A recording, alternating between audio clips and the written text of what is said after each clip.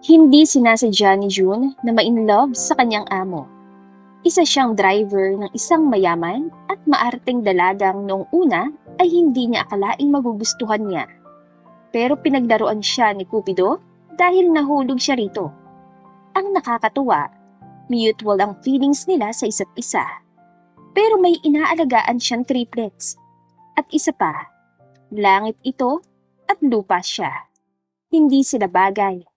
Magiging sapat kaya ang pag-ibig nila sa isa't isa para kalimutan ang agwat ng estado nila? Mi Amor Tales presents The Princess, the Driver, and His Triplets. Written by August R. Punot ang noo at pawis na ang 25 anyos na si Jumuel Rabino. Habang hindi magkanda-ugaga sa pag-aasikaso sa 3 sanggol na biglang sabay-sabay umatungal. Ay nako, Diyos mio kayo, sandali ha. Ingit niya. Isa-isa lang, mga dude, isa lang ako. Umalis sandali ang tropa niyang binabae na si Valentina at bibili ng gatas dahil paubos na ang kabibili lang niya nung isang araw. Oh, sa labas pa lang dinig ko ng atungal. Anang kapapasok lamang na kaibigan niya. Inilapag nito sa sahig ang mga binili at lumapit sa malaki at lumang crib hunasan ng triplets. Diyos mio ka, June, hindi man lang patahanin ng mga anak ko. Hindi ka marunong. Kapal ng mukha mo, bakla. Saan nanggalingan kung mga anak mo nga? Bara niya. Masama siya nitong tinignan. Ano ko naman talaga ang mga batang to, no? Sino ba nag-aalaga? Ngumiwi si June. Ikaw Oh, di ba? Nakangisi na ito. Alam na agad na talo siya. Ako ang nanay, tapos ikaw ang tatay. Umiling siya saka tumayo para kunin ang mga pinamili nito sa labas. Ewan ko sa'yo, diyan ka na nga.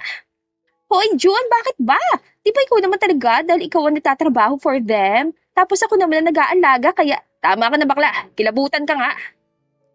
Pero ang totoo ay thankful siya dito sa baklang nakilala niya sa isang gay bar nung pagtripan siya ng mga kasama sa construction. Ay talaga, Jumuel? Valentina, oo na nga. Tuwang-tuwa naman ang bakla. Very good. Hindi naman ito masagwan tignan. Maayos naman itong manamit. Hindi rin mahaba ang buhok kung kailangan ay nagsusuot lang ito ng wig. Very good. Malakas itong humalakhak. Iyan ka na naman, sir. Hayaan mo na ang wrong Graham ko. Tama na, Valentino. Ang sakit sa tainga. Aba, parang hindi ka naman tuwang-tuwa nun si Valentino. Ang nakapagtataka pa ay piko na siya. Nakatawa pa ito. Pati ang triplets ay natatawa kahit na hindi naman nakakaintindi. Sus, Junewell! Baliw ba naman ang mga kasama niya sa construction? Ang sabi sa bar daw sila aanga-anga siya dahil hindi naman sanay na pumasok sa mga ganun. Tapos, gay bar na pala ang pinasok nila. Waiter lang naman si Valentina doon at paminsan-minsan nakikipaglandian at natapat sa kanya. Kung di mo nga nalaman na bakla ako, hahalikan mo na. Si Baliw, gay bar ang pinasok tapos hahanap ka ng babae. Tama ka na, Valentino. Anya, alis na ako. Baka naman mamaya pagdating ko, iba-iba na naman ang kulay ng mga batang yan At saka kapag dumating si tatay, huwag mo na lang pansinin. Hayaan mo siyang makatulog kahit dyan sa labas. Sige, paniguradong lasing na naman darating yon. Lasinggero kasi ang ama niya at wala nang ibang ginawa kundi uminom ng uminom tapos hihingi pa sa kanya ng pera. O sige, mauna na ako. Papasok pa siya sa construction. Nagwe-waiter din siya pagkatapos sa isang exclusive bar. Hindi pa nga sana siya makakapasok doon kung hindi rin sa tulong ng kaibigan niyang bakla. Marami ang nagsasabi na may relasyon daw silang dalawa pero wala silang pakialam doon. Bahala ang mga itong manghusga. Nilakad na lamang niya para tipid ang pamasahe sana'y pandagdag ng panggastos sa bahay. Oh, nandito na si Junewell. Salubong kay Junewell na mabait nilang engineer na si Engineer Verdera. Pawis na pawis, hindi pa man nagsisimula ang trabaho. Pasensya na po, engineer. Hingin pa umanhin niya. Nilakad mo na naman. Umiling ang engineer. Sabi ko naman sa'yo, pahiramin kita ng motor, ayaw mo naman. Gas na lang ang sa'yo. Tipirin mo na lang kung talagang wala kang budget Mabait naman ito sa lahat at talagang respetado, kaya talagang marami ang nagtatagal. Panggatas na yun, boss. Tatawa-tawang biro niya. Nagtawa na ng lahat ng mga nakarinig. Yan kasi, aanak-anak ka ng maaga. Natatawa ring biro ng babaeng architect nila. Matagal na itong tinutudyo sa kanya pero palagi siyang kumukontra. Nakakahiya naman kung sila magkakatuluyan. Ano yun? Siyang nasa bahay at ito ang magtatrabaho? Kawawa naman ang pagkalalaki niya noon. Sus, architect, crush mo lang si Junwell eh. Banat ang engineer. Malakas na natawa ang babae. Kaya nga Engineer Verdera, ayaw naman sa akin yung bata mo. Malakas na namang naghalak-haka ng mga nakarinig.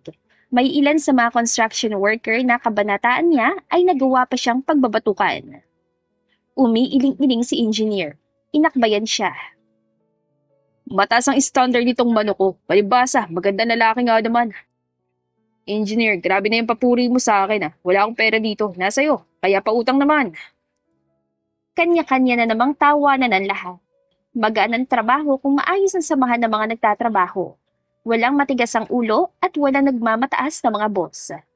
Matapos ang oras sa construction, ay agad na sana siyang aalis para magtungo naman sa bar nang tinawag siya ni Engineer Verdera. Boss, bakit? Papautangin mo na ba ako? Nakangising biro niya sa lalaki. Magkano ba kailangan mo? Nanlaki ang mga mata ni June. Joke lang, boss. Pero ano nga po yun at tinatawag mo ko alam mo namang busy akong tao. Oo na, busy ka. Tinapik siya nito sa balikat. Naghahanap ng driver para sa anak niya yung kakilala ko. Baka gusto mo, mataas ang pasahod. Kayang-kaya ng mga pangangailangan ng triplets mong pamangkin. Hindi mo na kailangan magbilad ng katawan sa gay bar. Napasinghap si June. Grabe ba, engineer? Waiter ako at hindi yun gay bar. Pumalakhak ito. Ganun ba? Akala ko, sanay ka na sa, tama ka na boss. Ngiwi niya. Ano nga yung trabaho? Para kasing nakuha niyo ng atensyon niya. Driver lang naman, hindi na niya kailangang umikot pa sa kung saan-saan para lang mapunan ng kulang na budget para sa mga pamangkin niya. Oh, ito. May iniabot itong maliit na card. Ano yan? Calling card. Sarkastikong tugon nito. Calling card pala. Malay ba naman niya kung ano yon? Wala namang ganoon na mahihirap. Christian Garcera. Basa niya sa pangalan na nakasulat doon. Pamilyar ang pangalan. Siguro ay dahil kahit sinong mayaman naman talaga ay matunog ang pangalan kahit na hindi naman literal nakakilala. General Manager, Christas Fashion. Pwede mong tawagin dyan sa number na nakalagay o kung hindi ka ganong abala, puntahan mo na lang sa address na nandyan. Sa kumpanya? Wala naman kasing ibang address doon. Malay ba niya kung saan naman ang bahay noon? Junwell, ano na? Parang naiinis na ito. Masama na rin ang tingin sa kanya. Sabi ko nga. Oh, ito naman. May isa pang papel itong iniabot. Address ng bahay ni Rian sa Emmanuel Village. Kung sa kumpanya kasi ay baka hindi ka masikaso agad. Maghihintay ka pa. Hindi siya nag-aksaya ng panahon. Hindi na siya pumasok sa bar. Maiintindihan naman siguro ng manager ng bar yon. Kaso, pagdating niya sa mataas at malaking gate ng Emmanuel Village, ay para nagsisi siya na agad na siyang dumiretso doon. Takte, ang dugyot ko. Parang kahit janitor, hindi ako papasa dito Aniya sa sarili. Nakatayo lamang siya sa gilid at parang hindi na makagalaw. Hiyang-hiya na sa sarili. Kaso, mukha napansin siya na isang guard sa village at halos tumakbo na siya sa kaba. Parang ewan ka, Junwell. Gigil na sikmat niya sa sarili. Boss, magandang hapon po. Hindi po ako masamang tao. May sadya po ako kay Christian Garcera. Halos panawan na siya ng ulirat dahil sa kaba. Baka suntukin na lamang siya nito. Mawawalan talaga siya ng malay dahil sa laki ng gwardya. Dito tayo, sir. Lihim siyang napa-sign of the cross dahil sa relief. Nakakatawa na siya. Mapangusga siya masyado. Mabait naman pala parang higanting gwardya.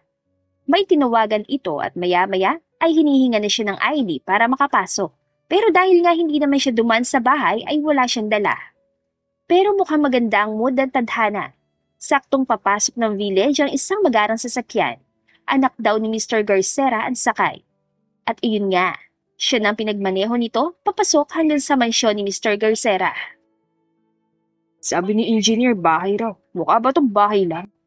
Bulong ni June habang ipinaparada sa gilid ang sasakyan para makababa sa patio ang maarte at konyong anak ni Mr. Garcera. Nang maparada ay bababa pa lamang siya ay may singhal na. What? You're not gonna bukas na pinto for me? Matinis sa boses na anito. Sa halip na bilisan ng kilos ay mas binagalan pa niya at ngiting tagumpay siya nang marinig pa nakakarindi nitong tili. Konyong spoiled brat. Anya sa isip. You're not hired na pala. Ang pangit ang service mo. Nagdadabog itong umakyat sa 3 baitang na hagdan bago tinulak ang malahiganteng double door. Saglit! Pigil niya. Masamang hilat siya ng mukha nitong lumingon. Ano? Susi mo.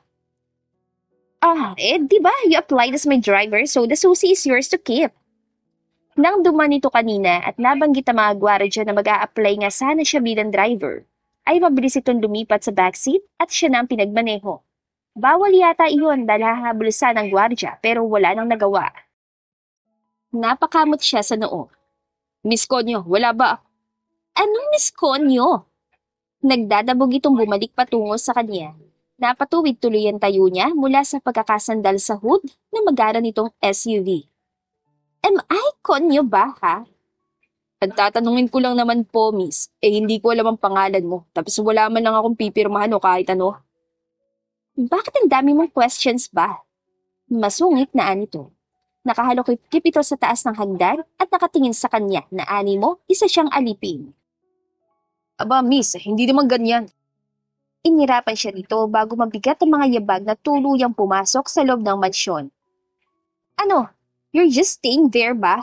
I don't want to talk dyan sa labas, no? Sa kabilang banda ay stress na si Astrid sa lalaking nag-apply na driver niya. Ang dami-dami pang tanong. Sit, anya rito. Masungit itong tumingin. Hindi naman po ako aso, Miss Conyo. But, Hindi niya malaman kung bakit sa simpleng pagsasalita nito ay naiirita siya. I'm not Conyo nga! Lalo siya nainis na mag-make face ito. I'm not Conyo nga. Panggagaya nito sa kanya sa malambot na boses. Nagpapadyak siya sa inis. Mamaya ka. You stay there. I'm gonna call my dad muna. Pakyat na sana siya sa hagdan papunta sa office ng dad niya nang makasalubong niya si Sage, kakambal niya. Nasa office si Daddy? Umiling lamang ito at dire-diretsyong bumaba. Masyadong nonchalant ang kakambal niya, kaya tinawagan na lamang niya ang ama at sinabing nakahanap na siya ng driver. At siya na lamang daw ang bahala. Kaya bumaba na siya ulit at kinausap ang nakakainis na lalaki. You're hired na raw, sabi ni Daddy. You'll start bukas. Ayoko ng late ah. Or mas okay kung dyan ka na sa likod magstay para hindi na laging tatawagan if ever there's an emergency or something. Napangiwi ang mukhang dugyot na guy pero gwapo naman. Hindi ako pwedeng i-stayin eh. And why is that? You tell me. Basta, Miss Conyo, hindi pwede. Mariing anito. O paano, uuwi na po muna ako. Wala ka naman ang pupuntahan yan. Aba, gabi na, magtigil ka. Halos mapatid ng ugat niya sa sobrang inis dito. Pakialam mo ba kung aalis pa ako mamaya? Driver kita so you need to follow me everywhere kaya. Para pa itong nagulat pero halata ng aasar lang naman. Bodyguard na yun. Alis na, alis! Bumalik ka bukas 5 in the morning ah. I don't want latecomers. Fired ka na agad. Sige, Miss Con. My name is Astrid. Angil niya. Humakbang papalapit sa binata. You're so nakakainis. Calling me Miss Conyo is so... Okay po, Miss Astrid. Alis na po ako. Umalit po ako. Pakihintay na lang. What? Joke lang, Miss Astrid. Nakangising anito. June po pala. Nag-abot ito ng palad para sa handshake na tinanggap naman niya. Magaspang ang malaki nitong palad. Halatang mabigat ang mga kinasyang trabaho. May dumi pa nga sa binti na parang semento. Ewan niya ba at bakit niya ito tinanggap agad? Well, dahil yata gwapo. Okay. Ha? Bumait? Pangasar talaga ang lalaki. Just go back tomorrow. Bukas na rin ang kontrata mo dahil ipapaayos ko pa. Inis na inis pa rin si Astrid hanggang sa makadis na lalaki. Kinabukasan, akala niya ay maiinis na naman siya at baka malit si June pero paglabas pa lamang niya sa pinto ng mansyon ay naroon na ito. Nakasuot ng formal na royal blue polo shirt at maong pants. Oh! She rolled her eyes. I thought you're going to be late. Nahuli ni Astrid ang pangiwi na lalaki. Why are you nakangiwi? Arte mo. Sikmat niya. Ano, titingin ka lang? You're not gonna open the pinto for me? Bumuntong hininga naman ng lalaki bago sumunod. Inirapan lang niya ito bago sumakay sa backseat ng SUV. Read and sign this first. Anya habang iniaabot ang kontrata nito. If okay ka na sa mga nakasulat dyan, pirmahan mo na agad para makaalis na tayo. Walang sali-salitang pinirmahan ng lalaki ang kontrata. Hindi nga yata nito inintindi kung ano nakasulat doon. Basta na lang pumirma. Well, bahala ito sa buhay nito.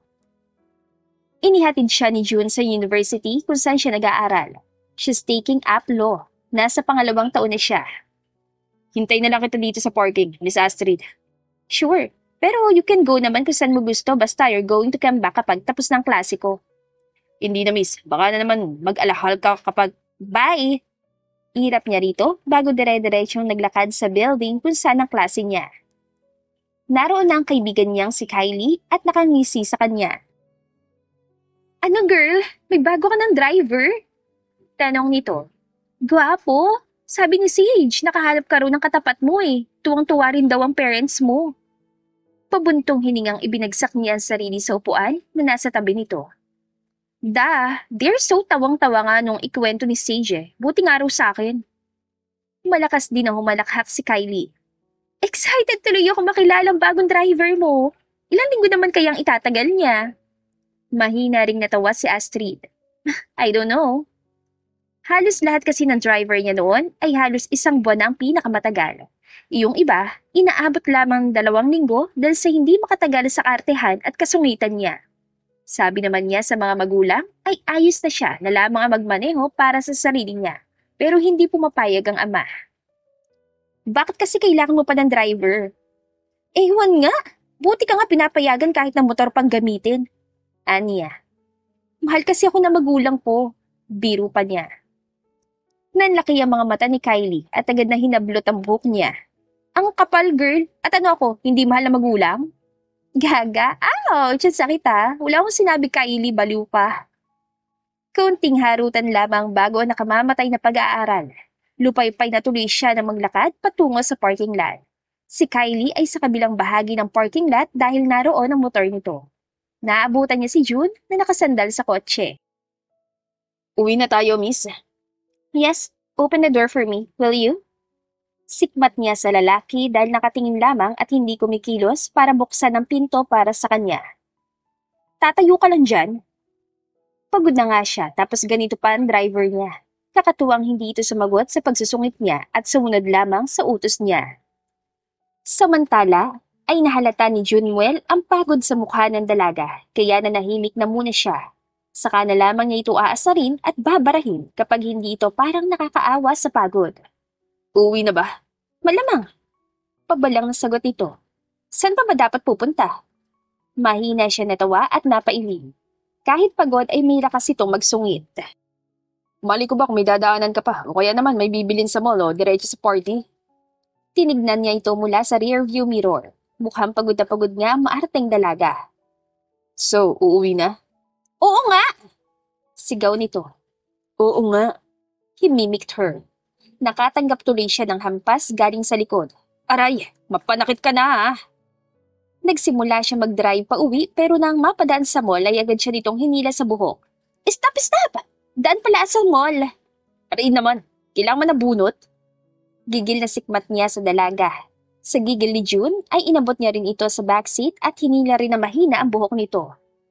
Ouch! You freak driver! Hiyaw nito at agad na bumaba dahil nakaparada naman na siya sa parking lot. Baliw ka! Isusumbong kita kay daddy! Malakas lamang siyang humalakhak. Ewan niya ba't hindi man lang siya kabahan kahit nagigil na sa kanya ang dalagang amo. Ang magulang naman ito ay hindi pa niya nakakausap dahil nga kahapon lang siya nagsimula pero wala siyang maramdaman kundi kabag sa kakatawa kay Astrid. Dito na lang ako ah. Masama na naman ang tingin nito sa kanya na lumingon. And why? Sino magdadala ng mga shopping bags ko? You are not nag-iisip. Nye. Pangasar niya pero nakapamulisa naman sumunod sa dalaga papasok sa loob ng mall. Ako ba talaga magbibitbit? Hindi naman ako alalay ah. Naglakad siya sa tabi ni Astrid at bahagyang sinilip ang mukha nito.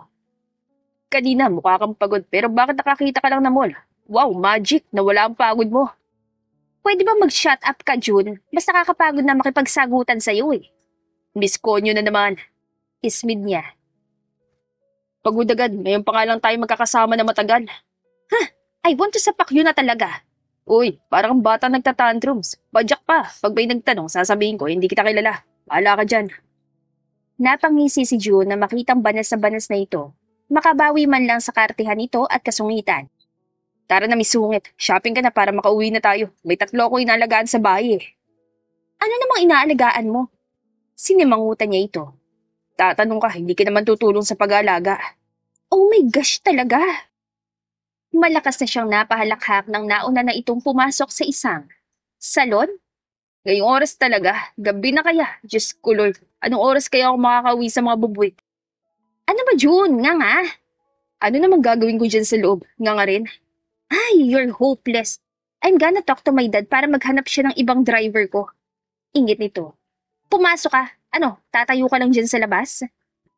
Dahan-dahan siyang pumasok at halos mapasinghap siya nang hawakan siya dito sa braso at higitin para maupo sa couch na naroon. Stay there. Napanguso siya. Hindi ako aso, FYI. At tunay nga naman na halos hating gabi na siya nakauwi. Tulog na ang mga bata na makarating siya. Si Valentina ay nakabaluktot sa maliit na sopa at nakangangapa. Valentino, hoy! Dahan-dahan niya itong tinapik sa balikat. Valentino, gising! Hindi na sana niya ito gigisingin at ngangawalang ito pero naaawa naman siya dahil hirap na hirap ito sa pwesto nito. Valentino! Ano ba? Natutulog yung tao eh. Napasimangot si June. Sige, diyan ka na lang. Sumakit sana leeg mo bukas. Diretso siyang pumasok sa loob ng maliit na kwarto, punasan ng maliit na kama at ang malaking crib ng triplets. Ipinapasok yun sa loob kapag gabi na para doon matulog ang mga sanggol. Hinalikan muna niya ang 3 sa noo. Good night, my little babies. Nagbihis siya bago natulog at bukas ay maaga na naman siya makikibaka sa maarteng amo. Mabilis na lumipas ang sunod-sunod na araw hanggang sa maging linggo at buwan. Nasanay na siya sa kaartehan at kasungitan ni Astrid, pero hindi ibig sabihin ay tahimik na lamang siya at hindi ito ginagantihan. Tama ka na, Astrid. Natatawa ang Anya habang nagrarant ito tungkol sa isang professor na wala man lang daw konsiderasyon. Walang pakialamang magulang ng dalaga kung gano'n ang pakikitungo niya rito. Tumahimik ka dyan, June. Bantot ng pangalan mo. Just listen, okay? I'm not humihingi ng opinion mo. Nye, akala mo naman ikinaganda mong pagiging konyo. Ay, you're always pasakit sa ulo ko talaga. Mahinang natawa si June. Ikaw nga dyan ang sakit sa ulo. Katatapos lamang ng klase nito. Half day lang kaya kung saan na naman nag-aaya ang dalaga. Literal na kung saan-saan ito nagpupunta, basta maisipan. Bakit naman ang layo-layo ng hayon mo ngayon? Ano ka, si Dora? You tell me, bakit nga ba? Nabaliw ka na naman. Ingos ni June kay Astrid na hindi umayos ang tingin sa kanya. Masama na naman o kung hindi ay nakaira. Kapag nahanginan ng mata mo, papangit ka lalo. Napakakapal mo talaga. Gigil na singhal nito. May bibilin lang ako, just shut up and drive, okay? Ingay-ingay, nakaka-stress ka lalo. I'm so stressed na nga sa academics ko tapos ikaw pa laging kasama. So malas ko naman talaga. Ay, tama ka dyan, Miss Astrid. Oh my gosh, tahimik! Tahimik Junwell Rabino! Hiyaw na nito at inabot siya mula sa backseat at pinaghampas. Shut up! Aray, napakasadista. Ibabangga ko to, tamo. Hiyaw din niya pabalik. Mabuti na lamang at traffic. Nagagawa nila magsakitan sa gitna ng kalsada. Isusumbong kita sa DSWD. Mapanakit ka. Baliw, hindi ka covered doon. Ang sarap lang asarin nitong dalagang amo niya. Masyadong mabilis mapikon. Kaya lang, talagang mapanakit. Pero ayos lang dahil parang iyon na yata ang lambingan nilang mag-amo. Sige, ibang gamot sabay tayong mabalian ng buto. Ang hirap mong pasayahin, Astrid. Sana pala nagsayaw na lang ako sa gay bar. Maging ang gay bar incident niya ay naikwento na niya sa dalaga at talaga namang katakot-takot na pangaasar ang inabot niya dito. Tawang-tawa pa nga ito. Kadiri ka, Junmuel. Nakangiwing anito. Grabe kang manakit ang damdamin ah. Kunuway masama ang loob na niya. Kaysa naman sa high maintenance na katulad mo. How much is this po? Is this masarap po? What's the tawag po sa kulay orange na circle? Panggagaya niya sa mga konyong tanong nito sa tindera ng mga street foods, malapit sa university kung saan ito pumapasok. No! Tili nito na may pagtakip pa na magkabilantay nga.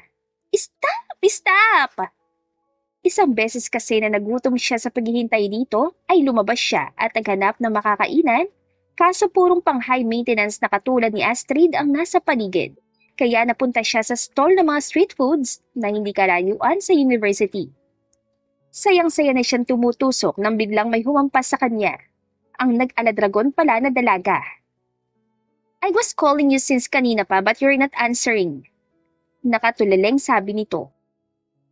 Kakamot-kamot naman siya sa ulo na kunot noong tinignan ng babae.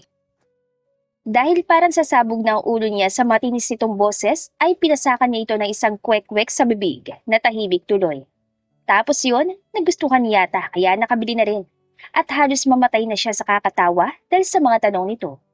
Tuloy ay kahit maisip lamang niya nangyari ay tawang-tawa na siya. You're laughing na naman. Doon tayo sa street foods? No! Hiyaw nito. Namumula mukha. Ngunit ang tawa niya ay unti-unting naglaho na makaramdam ng kakaiba sa kanyang dibdib. Napatitig si June sa namumula nitong mga pisngi, sa kunot nitong noo at sa magkalapat nitong mapupulang labi. Napalunok siya. Hala, gagi. What? Minumura mo ba ako? Ang lakas ng kabog ng dibdib niya. At nang sumulyap siya sa backseat at nagkasulubong ang kanilang mga mata, ay napaawang na lamang ang labi niya. Agad din siya nag-iwas ng tingin. Hindi pwede. Hindi ito pwede. Mabilis siya nag-iwas ng tingin. Hey! Why are you so tahimik naman? I'm not sanay. Tuloy sa pagdaldal ni Astrid. June! Junewell! Wala, inaantok na kasi ako. Hala, baliw ka. Don't sleep while driving ha. Ayoko pang mapunta sa langit. Sigurado ka naman sa langit ka mapupunta. Hay nako, I thought you're nagbago na, not yet pa pala. Sa patuloy na pag-usad ng mga araw, pakiramdam ni June ay talagang delikado na ang puso niya. Hindi niya akalain na aabot siya sa puntong yon. Sa halip kasi na maasar at mainis sa dalaga tulad ng una, ay naaaliw na lang siya sa matinis nitong tili, sa maarte nitong boses at sa pag-iiyak-iyakan nito kapag hindi nakukuha ang gusto. I'm so malungkot. Iyan na naman siya. Naiiling na bulong ni June sa sarili. Palabas pa lang ito ng mansyon, umiiyak na naman ng walang luha. Ano na naman yan? Tanong niya habang pinagbubuksan ito ng pinto ng kotse. Daddy is not payag for my vacay sa Hong Kong. Simangot siyang pumasok sa driver's seat. Ano naman gagawin mo dun? Hindi ka na lang magtigil sa isang lugar, Miss Conyo, ang gastos mo. Wala lang. Isawa na ako sa pagbumukha mo eh. Bagya lamang na napangiti si June. Kaya nga I want to see your triplets na pamangkin eh, para naman may cuties ako makita. Alam nito tungkol sa triplets. Hindi naman niya yun tinago, lalo na't laging itong kung saan naglalakwa't siya. E di sinabi niyang may naghihintay sa kanyang pag-uwi. Hindi naman pwedeng iasa niya kay Valentino ang lahat. Ayoko, baka maimpluwensya ng kaartihan mo. Iniinis na lamang niya ito para hindi mahalata ang nararamdaman niya. Sana naman hindi mahawa ng kasungitan mo, no? Aba, napahalakas si June. Lumalaban na in straight Tagalog ah. Sa mga sumunod pa na araw ay iba na ang nararamdaman ni Astrid kay June. Lagi siya nasisihan kapag kasama niya ang binata. Hindi niya alam kung kailan pa nagsimula ang feelings niya. Ang lakas ng kabog ng dibdib niya kapag nakikita na niya itong naghihintay sa labas. June, shopping tayo? Isang araw na half-day ang klase niya ay aya niya sa binata. Agad ang pagsimangot ang binata. Akala ko mapagod ka. Grabing tantrums mo kanina, sabi mo mapagod ka ngayon. Tapos mag-aaya ka. Ngumuso siya. Parang tatay na naman na nagsasermo nito. Half day lang naman today, and I feel so tired nga. You know naman na shopping is my stress reliever. Please naman. Please mo mukha mo. Grabe ka na sa akin, Junewell ah. Nakangusong anito. Ayaw ka na? Saan? Mahinang tanong nito. Nag-iwas ng tingin sa kanya. Napakagatlabi si Astrid. Napatungo. Bigla ay parang nagkaroon ng ilangan sa pagitan ng dalawa. Sa kaartihan ko. Pumipiyok na siya sa sobrang kabang nararamdaman. I mean, ay maarte naman talaga but mahina itong natawa. Mukha ba nagsasawa na ako sa'yo? I know. Gusto na niyang magdabog dahil sa frustration. It's your job, pero sawa ka na ba like you feel like resigning na as my driver? Pwede ba? Agad na parang sinuntok ang puso niya sa tanong nito. Her tears from on her eyes. Ayaw mo na? Mabini itong umiti bago dahan-dahan lumapit at hinawakan ng kanyang magkabilang palad. Nasa parking lot pa rin sila pero wala siyang pakialam kung may makakita o wala. Tuluyan ng tumulong kanyang mga luha. Bakit? Nanghihinayang siya dahil ito lamang ang tumagal na driver niya at nag-e-enjoy siya sa mga banters nilang dalawa. Bukod pa doon ay dahil sa isa pang dahilan na mas malalim. Mas lalo itong tumawa, hinigit na siya at ikinulong sa matitipuno nitong mga braso. Sumandal siya sa matigas nitong dibdib. But why? At tungal na niya. Kung manliligaw kasi ako, ang pangat naman tignan na, driver mo pa rin. Ha? Gusto kita, Astrid. Mabilis na umigkas sa mga kamao niya at sinapak ito sa dibdib. You're so nakakainis! Annoying! Saglit, aray ha! Hinawakan ng binata ang kamao niya at tumatawang hinigpitan ng yakap sa kanya. Bakit nagtatantrums ka na naman? Ayaw mo? Magre-resign na talaga ako. Junwell naman!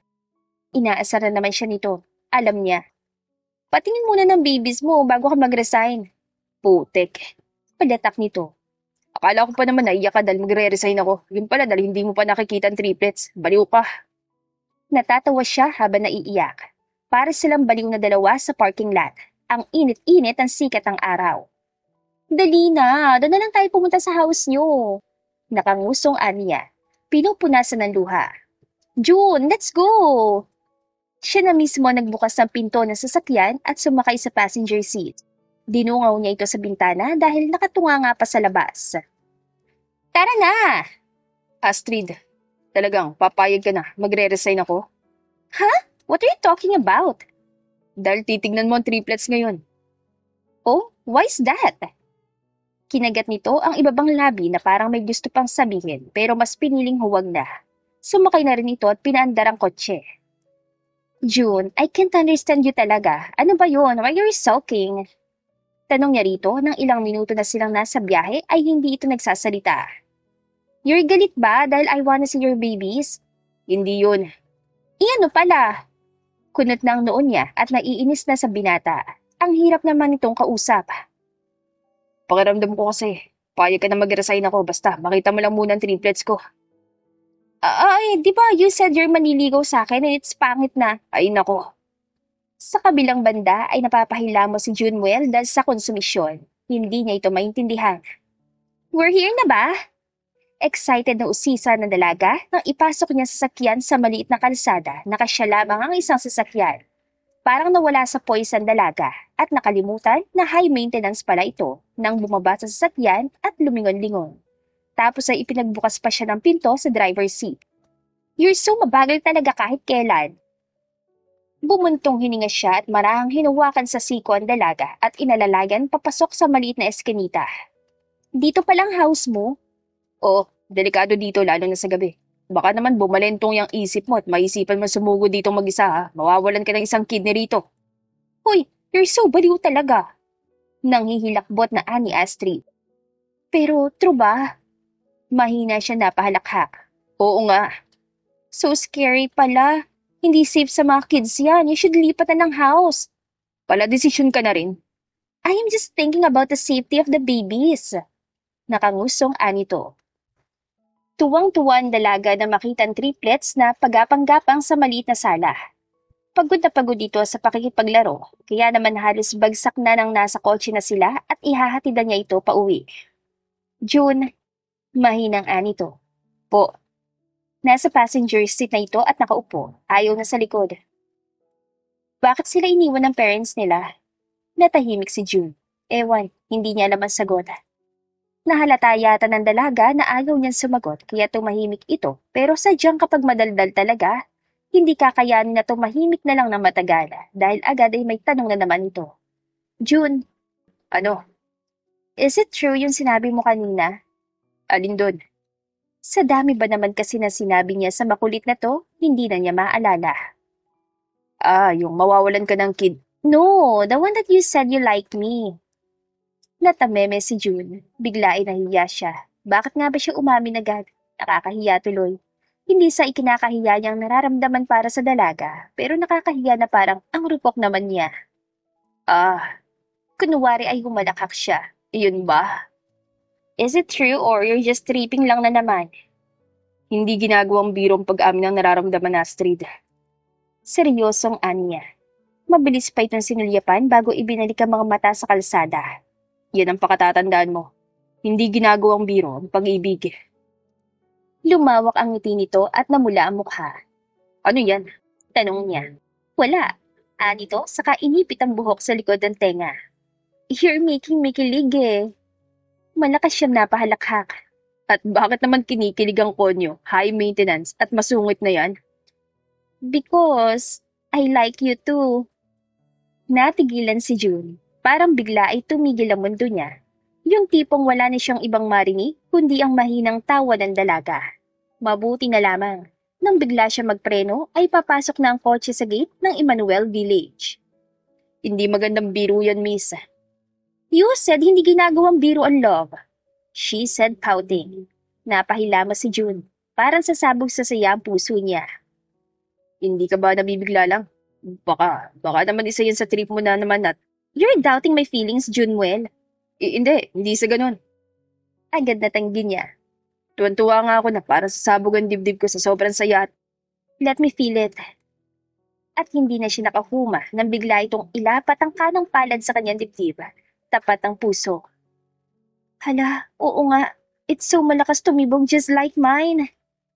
Para sila mga bata na bago lamang ang lahat ng nararamdaman kaya hindi may paliwanag. Sobrang gaan lang sa kanila. Walang ilangan, walang hiyaan, walang pagdadalawang isip. At ang mas nakakatuwa pa, hindi matapobre ang pamilya nito. Nang ipaalam nga niya na manliligaw siya sa anak ng mga ito, ay isang malupit na okay lamang ang sagot. Hindi rin pumayag ang mga ito na aalis siya bilang driver ni Astrid. Magkaiba raw ang trabaho at ang namamagitan sa kanilang dalawa. Tinukso pa nga siya ni Mrs. Garcera na pabor nga raw sa kanya dahil araw-araw sila magkikita ng dalaga. Cute! Cute naman talaga! Yee! Pili ng dalaga. At oo nga pala, kasalukuyan silang nasa sasakyan patungo sa isang beach resort. Kasama nilang triplets dahil gustong-gusto ni Astrid na isama sa outing ang mga ito. Ang likod, Astrid, umayos ka. Yung seatbelt mo, iisot mo nga. Sabado, kaya wala itong pasok pero kailangang mag-self-study. Ang kaso, imbes sa self-study, nag-aya ng 2 days vacation ang high-maintenance niyang girlfriend. At oo, girlfriend na niya. After almost 3 months of courting, sinagot na siya nito. Stricto niya no, babies? Pagkausap pa rin ng dalaga sa tatlo na hindi naman ito naiintindihan. Nagpapabula lang ng mga laway at kumakawag-kawag. Astrid! Ito na nga po, oh. Sarkastiko pang anito. Sungit? Sungit mo naman po, love-love ko. Samantala, ilang sandali pa ay narating nila ang beach resort na pag-aari ng mga Garcera. Isa iyong private resort. Ginagamit lang yon kapag may gatherings ang pamilya nila o kapag gusto nilang magbakasyon. Cutie! Cuties! Panayangkuhan ni Astrid ng larawan sa mga bata na nakahiga at nakadapa sa kumot na inilatag ni June sa buhanginan. Smile, Jana! Ganda raw, baby ko. Bakit ba? Bakit ikaw po ay gumagapang na dyan? JD, smile! Lukot na naman ang face mo.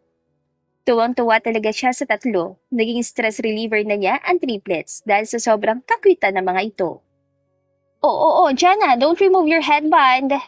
She pouted when the baby just laughed at her. Hala, June! She just laughed at me! Hiyaw niya kay June na nakaupo sa ilalim ng puno ng niyog at nakabantay lang sa kanila. OA mo daw kasi, sawa na sa kakapicture yung mga bata. Aabutan kayo ng masakit sa balat at sikat ng araw niyan. Mas pinili kasi niya na morning mag-swimming para sa kids. Let's swim na? Help me to put them sa salbabida. Pero hindi na siya pinansin na lalaki. June, ano na? Saglit ha. Gigil na anito pero lumapit din sa kanila. Nakakapagod kayo magbaneho at pagbuhatin ng mga gamit na hindi naman lahat kailangan pero dinala no. Malakas siyang humalakhak. Grabe ka na talaga. Love, love. Help me na lang para makapag-swimming na ang mga babies. Kahit sobrang barado siya rito at reklamador na nito, ay sumusunod pa rin naman. Nakakatuwa. Their parents are very supportive. Kapag nga rin dinadala niya sa mansyon ng mga bata, ay halos hindi na niya mahawakan. Tig-iisa na kasi agad ang parents niya at ang kakambal niya si Sage. Laughters fill the private beach resort. A nice and good laugh. Sumasabay din ang mga hagik-hik ng triplets na hindi niya tinitigilan sa kakakulit. That's fun, love, love! Anya sa kasintahan. Tulog na ang triplets at nagpasya silang dalawa na mag-solo moment muna sa labas habang nakatingin sa madilim na karagatan. I hope ganito tayo everyday. Naramdaman ni Astrid ang paghalik nito sa kanyang noo. Pag-graduate mo sa law school, kahit araw-araw na tayong ganito. Paano yun? I still have board exams pa, di ba? Madali na yun, matalino ka naman. Anito. Paano pala yun? Konyo ka rin sa court? Nangaasar ka na naman eh. Nguso niya. Of course hindi. Akala ko eh. Hinaplos nito ang kanyang braso. Ramdam niyang init ang mga pala dito. Pero kaya mo yan. Talino ng girlfriend ko kaya. Malapit na, di ba? Yap, 1 year na lang. Malapit na. Isang kembot na lang. At nang dumating ang araw na magtapos siya sa law school, tuwang-tuwa at sobrang saya niya na kumpletong family niya and also her boyfriend at ang triplets na nakakahakbang na kaya mas masaya ng kalaro. Congratulations, Astrid. Mahigpit niyang niyakap si June na may bitbit na bouquet.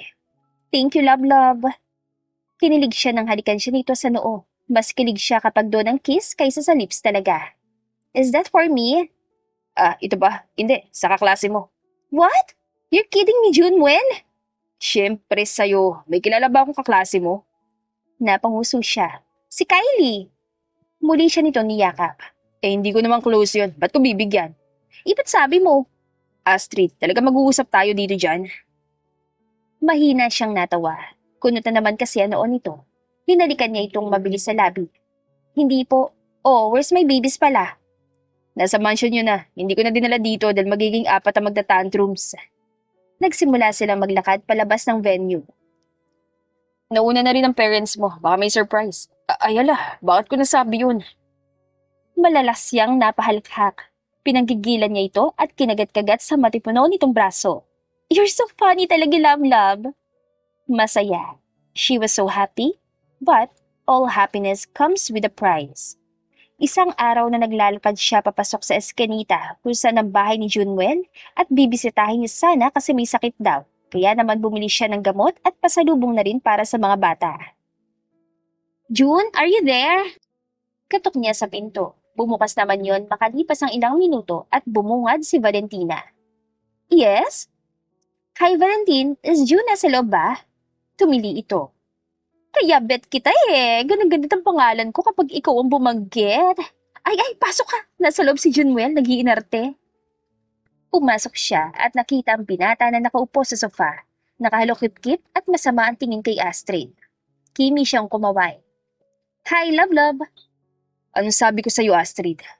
Malamig ang boses na anito, namamalat. Ha? Meron ba? Kunwari pa nakalimutan. Bumalentong na naman yata yung utak mo. Sige, ulitin mo pa talaga mawawalan ka ng kidney rito. Lumapit siya sa binata at akmang tatabi rito ng upo nang mabilis itong umangal. Oo, huwag ka lalapit. Mahawaan ka na lagnat. I wanna hug you kasi. Siget, pag nahawa ka, hindi ka rin makakalapit sa triplets. Sandali namang nalungkot si Astrid pero agad din na napawi yun. Sige, I'm not gonna hug you na muna. Tamo tong babae na to. Talagang ipagpapalit mo ako sa triplets. Mas cute sila eh. Rinig ang halakhak ni Valentina galing sa kwarto kung saan naroon ang mga bata. Nasa crib siguro ang mga ito na binili niya. I'll check the kids. Diyan ka muna, I'll be back. Nakasimangot na ito. Bahala ka. Tinawanan lamang niyang kasintahan at nagtungo sa kwarto para makipagkulitan. Kanina ay nagpahatid lang siya sa driver ni Sage papunta doon dahil nga may lagnat ang driver niya. Ilang beses nang nagpaalam si June na mag-a-apply na sa iba dahil nakakahiya daw na driver niya ang boyfriend niya, pero hindi siya pumayag. Hindi rin pumayag ang mga magulang niya. Mas kampante raw ang mga ito kay June. Hindi na rin siya sanay nang wala ito sa tabi niya. Hello, babies! Mama! Sabay-sabay na hiyaw ng mga bata. Labis ang katuwaan niya kapag tinatawag na mama ng mga ito. Feel na feel niya. Hindi naman niya mayali sa Kiriban triplets dahil baka magtakbuhan palabas sa nilalagnak na tiyuhin. Mabibilis na lumaka dahil magti 3 years old na mga ito. VK tayo, kids! Pagkausap niya sa mga ito, agad na pumalakpak si Jana na animo na iintindihan siya. Ay, want ti Jana mag-VK. Sige, pag magaling ng tito nyo, let's go to EK. Nung hapon ay nagpaalam na rin siyang umuwi. Ayaw sana ni Astrid pero gigil na ang boyfriend niya. Kailangan daw niya mag-review para sa board. Ito pang aligaga kesa sa kanya. Habang naglalakad palabas ng maliit na eskanita, may lasing na matandang lalaki ang humarang sa kanya. Galing ito sa umpukan ng mga nagiinuman na naroon sa kabilang kalsada. Why po? Umismid ito. Ikaw ba ang girlfriend ni Junwell? Opo, bakit po? Pumalatak ito tapos ay naglahad ng palad sa kanya. Ay, bigyan mo nga ako ng pera dyan, manugang. Ng mga kaibigan ko ako'y kinukot siya. Ako naman ang magpapainom. Pera, bilis na! Hindi malaman ni Astrid ang gagawin. Natatakot siya lalo na nang maisip ang sinabi ni June na mawawalan siya ng kidney sa lugar na yon. Why are you humihingi po ng money sa akin? You don't have work po ba? Nagtawanan ng mga kainuman nitong nakarinig. Kinukot siya ng matanda sa harap niya. Aba, hindi naman pwedeng ang anak ko lang na si June at ang mga bastardo niyang anak ang makikinabang sa yaman mo, ano? Bilis na't uhaw na ako. Ama ito ni Junwell? At anong bastardo? Nasa na? Parang lutang si Astrid dahil sa mga narinig. Bastardong anak? Pero ang sabi ng binata ay pamangkin nito ang triplets. Sumasakit ang lalamunan niya sa pinipigilang biglang pagsulak ng emosyon. At para makaalis na sa lugar na yon, ay binigyan niya na 5,000 ang tatay ni June. Astrid cried, and for the first time, hindi niya malaman kung anong gagawin. Being an aspiring lawyer, mabilis siyang magdesisyon at mag-isip, pero parang ngayon, parang nablangko siya. Nang sumunod na araw ay nakatanggap siya ng tawag mula kay June. Hello? Pinigil niya ang pagpiyok.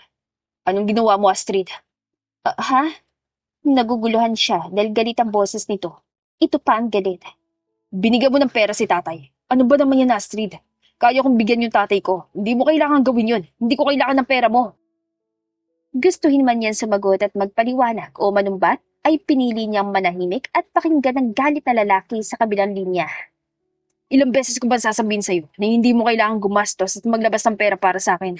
Para sa mga bata. Pero hindi mo ko sinusunod. Pati yung lasinggero kong tatay binigyan mo pa. Nang tumahimik na ito ay saka siya nagsalita. Pigil na pigil niyang humahagulhol sa sakit na nararamdaman. Are you done? Ano? Tapos ka na? I'll hang up na if you're finished. Magre-review pa ako. Pero ang totoo, nag-iimpake siya ng damit at napagpa siyang lumayo muna at mag-isip-isip. Natakot siya na baka iwan siya ni June kaya inunahan niya na. Sa sobrang galit kasi nito, parang yun talaga ang mangyayari. Ang pakikipaghiwalay nito. Narinig niya ang buntong hininga nito. Sige, mag-usap tayo kapag tapos na yung pagre-review mo. Baka makapasok na ako bukas. Hindi mo na kailangang humiram ng driver kay Sage. Samantala ay mariing ipinikit ni Junwell ang mga mata ng maibaba ang tawag. Masakit na nga ang ulo niya tapos makakatanggap pa siya ng chismis galing sa labas tungkol sa pagbibigay ni Astrid ng pera sa kanyang ama. Papa, galit po. Napamulat siya ng may maliliit na kamay na humaplos sa kanyang mukha. Mukhang nakababa mula sa crib si Jana. Hindi po ako galit, mahal ko. Gusto man niya itong yakapin at halikan ay baka mahawa ito sa lagnat. Balik na po ikaw sa kwarto, sige na. Dagdag niya sa kabinalingan ng kaibigan. Valentina. Galit po. Hindi nga po. Malumani na sagot niya sa makulit na bata. Nakapamaywang na ito. Mukhang nakukuha na nga ang ilan sa ugali ni Astrid. Nakakatuwa na marunong na itong magsalita kahit bulol pa. Sina Maki at JD ay hindi pa gaano. Please, Kiss! Hindi na siya nakaiwas nang pupugin siya ng halik ni Jana. Pumalakpak pa ito pagkatapos. Thank you, baby. Mahina ang boses na ani June. Pero balik ka na muna sa kwarto, dali. At baka mahawaan ka ni Papa ng lagnat. Kahit pahinto-hinto ay naglakad ito pabalik sa kwarto. Si June naman ay napatitig sa kisame. Naisip ang bawat katagang sinabi kay Astrid. Hay buhay. Inis na bulong niya at ginulo pa ang magulong buhok. Naloko na. Loko kasi ang lasinggero niyan, tatay. Paano nito nalaman na si Astrid ang kasintahan niya? Tinataon niyang wala ang ama kapag dinadala niya ang dalaga sa bahay dahil nga baka ganun ang mangyari pero hindi rin niya naiwasan. 3 araw ang lumipas bago umayos ang pakiramdam niya at papasok na siya. Ilang araw na rin kasi siyang hindi nakikita at nakakausap ang dalaga. Baka hiwalayan na siya noon dahil inaway niya. Ha? Hindi nagpaalam sa'yo? Kausap niya ang ama ni Astrid na si Mr. Garcera. Hindi po. Bakit po? Saan po nagpunta? Pasensya na po talagang. Tinamaan ako ng lagnat. Kumamot ito sa baba at seryoso siyang tinitigan. What did you do to my daughter, Junmel Rabino? Po? She left the country. Bakit po? Ito na nga ba ang sinasabi niya? Paano ngayon niya ito kakausapin at hihingi ng tawad? Aminado siyang hindi siya makakasunod kung nasa ang lupalop man ito ng mundo dahil wala siyang pera. Ang pera niya ay iniipon niya dahil may pinaplano siya. Bakit akong tatanungin mo? Ano bang pinagawa niyo yung dalawa at lumayas yun ng bansa? Napayuko si June. Nahihiya sa ama ng kasintahan. Hindi malaman kung sasabihin ba niya ang dahilan o sasarilinin na lang muna. Pero sa ngayon, pinili niyang huli. Konting misunderstanding lang po, sir. Wala raw kasiguruhan kung kailan to babalik at nakakahiya naman kung mananatili siya sa mga Garcera habang wala si Astrid. Babalik ka sa bar? Bakit? Naguguluhang tanong ni Valentino. Kailangan ko magtrabaho. Hindi pwedeng, nakanganga ako rito. Halos 2 buwan pang mabilis na lumipas. Wala siyang balita kay Astrid, pero kahit anong mangyari, hihintayin niya ito. Mahal niya eh. Kung bumalik man ito na hindi na siya mahal, maluwag niyang tatanggapin at palalayain ng dalaga. Basta mag-ausap lang sila. Bakit nga alis ka sa mga Garcera? Patagalan naman dapat talaga, di ba? Simula pa lang nung ligawan ko siya. At taas ng pride mo, Junmuel. Pero sa bagay nga naman, ang pangit mong nagtatrabaho ka sa kanila tapos girlfriend mong amo mo. Parang lumalabas na binabayaran ka na maging boyfriend niya. Hindi na siya umimik. Sige, kakausapin ko yung kaibigan ko kung pwede ka pang bumalik. May bago rin kasing bukas doon. Kung hindi sa kanya, baka mairekomenda ka. Salamat, Valentina. And the days goes by. Hindi na sa dating bar siya nakapagtrabaho dahil walang opening kaya narekomenda siya sa iba. Nakakapagod. Working his heart out and then taking care of the triplets after that. Haggard na haggard. Salubong ni Valentino kay June nang dumating siya galing sa bar. Madaling araw na. Ito ang kasama ng mga bata dahil wala namang pakinabang ang kanyang ama na uuwi lamang kung wala ng pera at makakainuman. Ang triplets. Pagod ang boses na tanong niya. Tulog pero nagising si JD kanina. Tatahimik na bata pero hinahanap si Astrid. Mabutit may teddy bear na regalo. Yun ang niyakap hanggang sa makatulog ulit. Huminga siya ng malalim. Tinanguan niya ang kaibigan. Salamat, Valentina. Grabe ng utang na loob ko sa'yo niyan. Mahina lamang na tumawa ang kaibigan niya bago siya mahinang sinunto. Drama mo. Sige na, uuwi na ako. Baka naman ako mawalan na ng trabaho. Anong mawawalan? May halong mali siya boses ni June. Tinutokso ito. Paano ba kasi ay may special understanding yata ito at ang may-ari ng pinagtatrabahuhan? Lakas mo, Aaron. Humikab ito na parang walang narinig. Bahala ka dyan. Paus siyang humalakhak bago pumasok sa kwarto ng mga bata. Siya rin naman pag-alis na ni Valentino. Good morning, triplets. Bulong na pagbati niya sa mga ito. Tulog sa kama ang triplets. Halos hindi na kasi magkasyan 3 sa crib na binili ni Astrid para sa mga ito. May nakapalibot lang na mga unan para hindi mahulog. Matapos magbihis, ay humiga siya sa paanan ng kama dahil doon na lang merong space. Tulala siya sa kisame, nag-iisip. Astrid, bulong niya. Mag-iisang taon na. Sakit naman. Para siyang baliw na natatawa pero may luha sa mga mata. Love. Hindi ko naman sinasadya na. Sabihan ka na masasakit na salita eh. Ang babae ang nasa isip niya hanggang sa dalawin siya ng antok. Tulog siya sa umaga at gising naman sa gabi. Daing mo pa ang kalapating mababan lipad June. Minsan ay pambubos ka ng kaibigan. Nakakandong ito sa may-ari ng pinagtatrabahuhan. Oh, pakailan mo. Humalakak ito. Nakangisi naman ang boyfriend nito. Mugtupang mata niya, no? Umalis ka dyan at baka lumabas ang triplets. Makita ka naman ngayon ah. Nagpapabebe dyan. Nakanguso naman ito sa munod. Iyon kasi ang usapan nila. Hanggat hindi pa gaano nakakaunawa na mga ganong bagay ang mga bata ay hindi ipapakita. Tibay mo ah, naghihintay pa rin. Hindi siya umimik. Oo, naghihintay pa rin siya. 2 taon. Ang tagal naman. Pero kumakapit pa rin si Junwell sa walang kasiguruhan. Kung may iba naman ito, makahingi man lang siya ng tawad sa pinagsasabi niya rito ay ayos na. Pakakawalan niya kahit na mahal pa niya ang dalaga. Tara na! Tara na! Ngayong araw ang unang araw sa Child Development Center ng triplets. Excited ba? Mabilis na nagtanguan ng triplets. Tuwan-tuwa ang mga ito. Si Jana ay tumatalon-talon pa.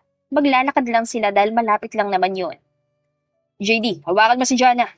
Utos niya sa batang lalaki na agad sumunod. Hawak niya ito sa kanang kamay at sa kaliwa ay si Maki. Jana, huwag pong malikot.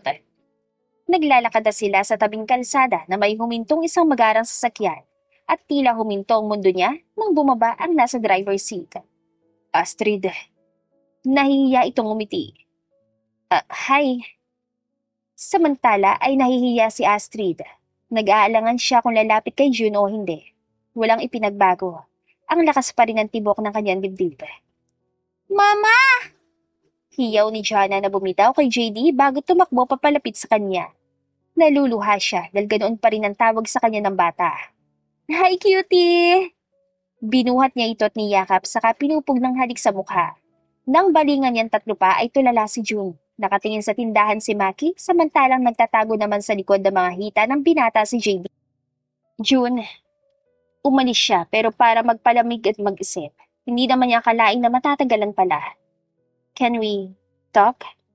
Wala siyang balak umalis at tuluyang iwan si Junwell na siyang tanging nagparamdam sa kanya ng pagmamahal, kahit na mahirap siyang pakisamahan. Babalik siya at babawiin niya masungit ang boyfriend. Kahit na may bibis ito, okay lang. Magiging instant mommy siya. Kumamot ito sa noo. May pupuntahan kami eh. She feels disappointed but tried her best to hide it.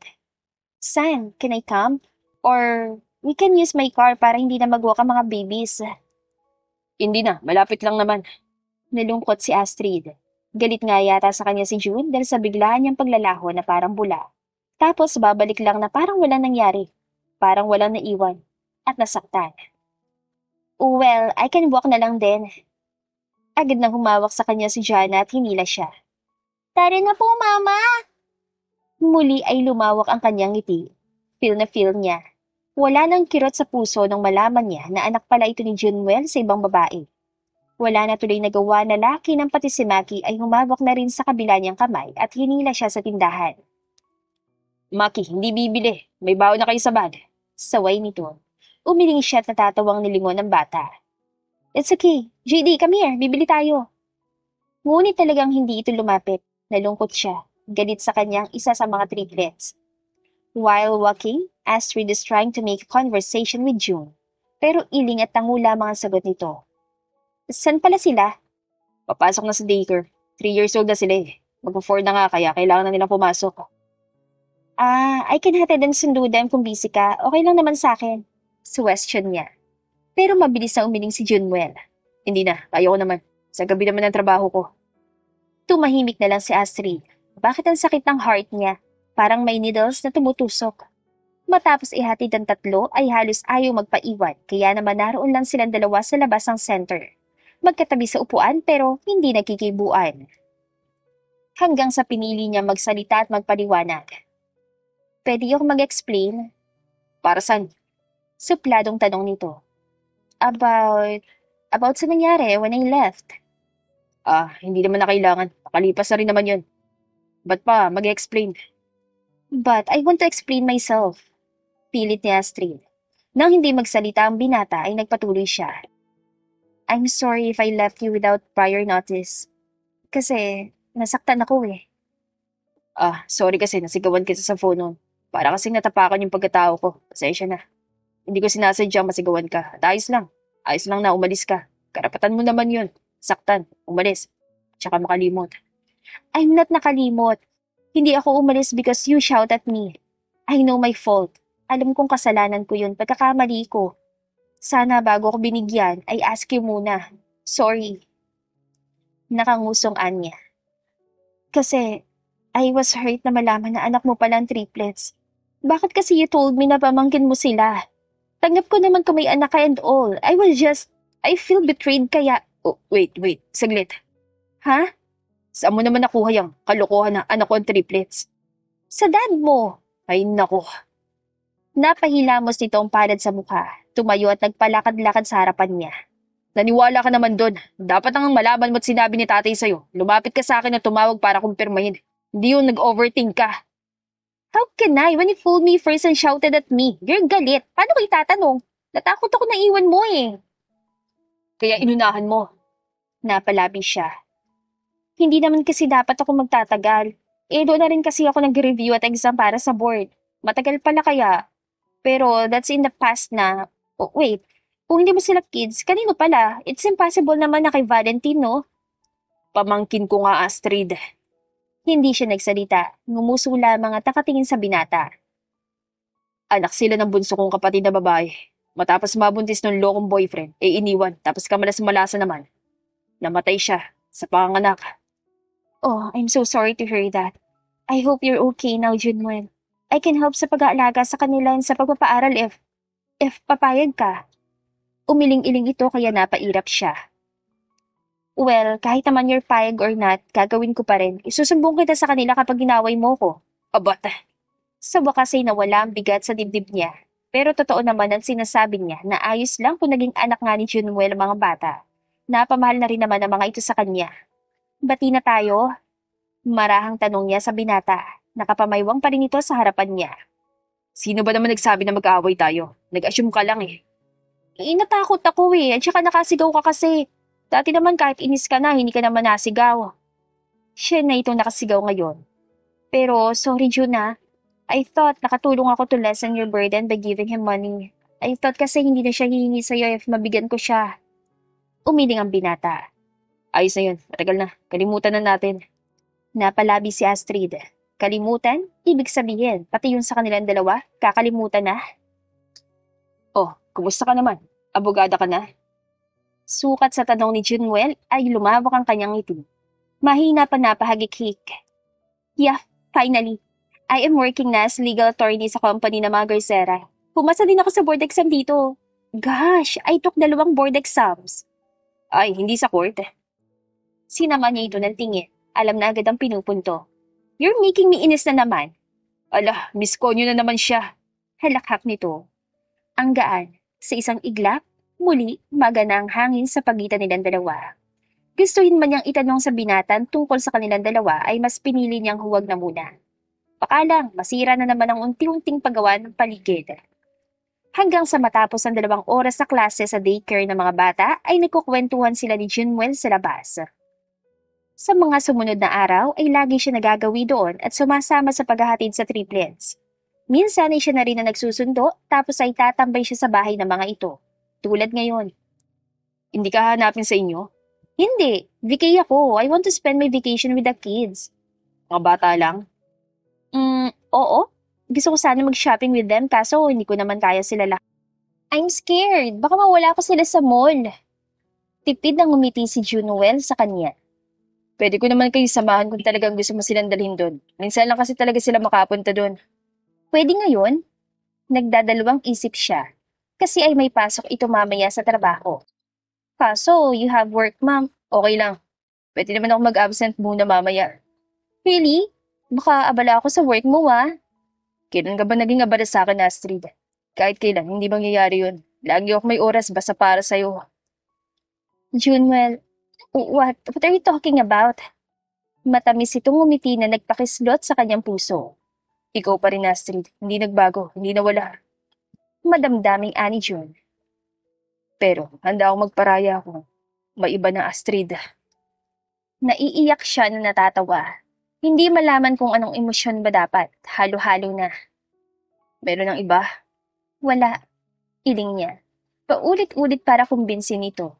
Wala, Junwell. Ikaw pa rin kasi eh. Kahit you are so annoying, tatambay ba ako rito kung may iba? At mas silang magkakayakapan nang biglang may pumasok sa pinto ng bahay, ang ama ni Junwell. Oh, nandini na palang mayaman kong manugang. Lasing na anito. Mabuti, mabuti. Tay, Maring saway ng binata sa ama. ano? Agad ito nagtaas ng boses. Ikaw lang ba ang gusto makinabang dyan sa nabingwit mong mayaman? Aba, ama mo ako. Kaya dapat ako rin. Pahingin nga ng pera dyan. May inuman kami mamayang gabi sa kanto. Ayoko namang makatsawa na naman na uminom lang lagi at walang ambag. Tay, kung gusto mong uminom, dapat alam mo kung saan ka kukuha ng pera. Magtrabaho ka para sa bisyo mo. Hindi yung magagrabyado ka ng ibang tao. Hinawakan na ni Astrid sa braso si June dahil tumataas na rin ang boses nito at takmang tatayo na para sumugod sa ama. Nakakasawa kayo, Tay. Sa totoo lang, wala na kayong ginawa kundi uminom tapos sa akin naman humihingi ng panginom. May hinanakit sa boses ng binata. Kailan ka ba magbabago, Tay? Makatulong ka man lang sa pag-aalaga ng mga apo mo. Ay, hindi ako tutulong dyan sa mga bastardong yan. Bobo kasi ng kapatid mo at hindi pumili man lang. Nako, hindi gumayag sa'yo. Oh, tignan mo, at mayaman na nakuha. Ay, nako, tama na drama mo. Pahingi na ng pera dyan. June, awat niya. Tama na. Give him money na lang para walang gulo. Mamimihasa yan eh. Umiling siya. Hindi na napigilan ng sarili na huwag makialam sa away na mag-ama. Give him, and then sabihin mo na last na yon. Wala na siya makukuha sa susunod. 2 taon pang mabilis sa lumipas. Love, can you lagay this sa kotse ba? Utos niya sa asawa. Hindi kasi siya makagalaw na maayos dahil malaki na ang kanyang 5 buwan tiyan. May sarili na silang bahay ni June. Hindi malamansyon pero sapat para sa lumalaki nilang pamilya. Nasa magandang environment din. Hati sila ni June sa ipinambili ng bahay na yon. Ayaw pumayag ng asawa niya siya lang ang bibili ng bahay. Ang perang inipon nito noon sa kooperatiba ay lumaki, kaya naipansimula nito ng negosyo na agad naman sumikat. Bakit kasi ang hilig mo pa rin umalis-alis ng bahay? Nahihirapan ka tuloy. Reklamo nito pero sumunod din naman. Susunduin kasi natin sa school ang triplets, tapos I promise them na papasyal tayo. Dust their clothes para magbibihis lang sila ng damit and we're ready na. Isa yon sa napagkasunduan nilang dalawa nung ikakasal na sila. Kahit na magsimula sila ng isang pamilya, hindi manineglect ang triplets. Kahit na magkaanak pa sila, ang mga ito ang panganay nila. Sus, spoiled na nga sa'yo yung mga yun. Konting ungot, bibigay agad. Hindi na naniniwala sa akin. Tinawanan lamang niya ang pagtatantrums nito. Naniniwala sila. They just love to tease you kaya ganun. Eh ikaw rin naman kasi lagi mo silang inaasar. Gawa mo kasi, ginagaya ka nila. Love, nagtatampo. Pagbabibitok niya sa asawa. Lapit ka rito, love. Kiss kita para hindi na magtampo. Hindi mo ako madadala sa ganyan mo, Astrid Rabino. Ang sarap pakinggan na kadugtong na ng pangalan niya ang apelyido ng lalaking mahal niya. A woman is free to choose if she wants to use their husband's surname or not. It's their choice. Walang batas na nagsasabing kailangan niyang gamitin ang apelyido ng asawa niya. But Astrid chooses to use Junwell's surname. Sobrang proud siyang asawa siya nito. Natuwa na naman oh. Panunokso nito. Alam kasi nito ang epekto nun sa kanya. Aba, at nagbablush pa nga. Isa, alam mo naman ang reason eh. Bakit ba you're so nangaasar na naman? Isusumbong kita sa mga anak natin, makita mo. Iyak ka na naman. Pagtutulungan na naman ako na mag-iina ko. Lumapit ito sa kanya at marahan siya niyakap. Hinaplos din ito ang kanyang nakaumbok na tiyan. Oo, sumipa rin tong bunso. Talaga nga naman, oh. Yumakap siya pabalik sa asawa habang malakas na tumatawa. Iyon ang buhay na pangarap niya. Masaya, simple, kontento. At kasama ang mga mahal niya. Wala na siyang mahihiling pa. The End. Kung nagustuhan ninyo ang aming istorya, huwag kalimutang mag-like at subscribe. Salamat sa pakikinig. Mag-iingat po tayong palagi at naway lagi tayong pagpalain. To God be the highest glory. Hanggang sa muli.